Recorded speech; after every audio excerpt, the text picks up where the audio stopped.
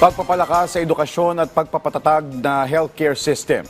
Tututukan yan ni Pangulong Marcos Jr. bago matapos ang kanyang termino. Kasabay ang patuloy na kampanya laban sa katiwalian. Si Clazel Pardilla sa detalye.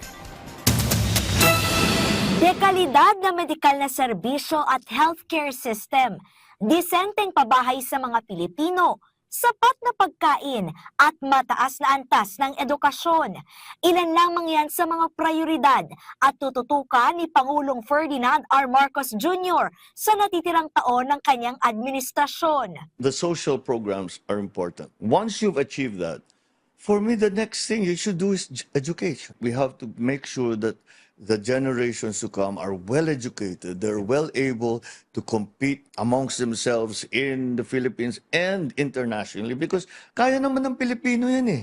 Target ni Pangulong Marcos na ibalik ang dating pagkakakilanlan ng Pilipinas mula sa pagiging pinakamahusay magsalita ng Ingles sa Asya hanggang sa pagkamit ng mataas na literacy rate o kakayahan na magsulat at maintindihan ang binabasa. But they have to be trained. There has to be a system that brings them up to the standards so they can be internationally competitive in whatever they do. If they enter a business or they compete in the labor market, that's what we need to do. Ang mga ambisyon na ito at sakripisyo ng mga kawani ng gobyerno na tunay na naglilingkod sa bayan aniya ang ilan sa mga nagtulak ng pagsisiwalat ni Pangulong Marcos sa katiwalian. These people are trying so hard and these people are doing something else entirely. Yeah.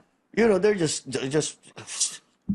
doing all this corruption, just taking money, destroying projects, you know, that people very worked hard on. Sa kabila ng kaliwat ka ng isyu ng korupsyon, naniniwala si Pangulong Marcos na marami pa ring tapat sa kanilang sinumpaang tungkulin. Government service is not easy. Yeah. We must respect that people are really working very hard and trying their best. We cannot paint everyone in government with the same brush as all of these corrupt operators. And these corrupt people are not the face of government. All they are is the face of corruption. Clazel Pardilla para sa Pambansang TV sa Bagong Pilipinas.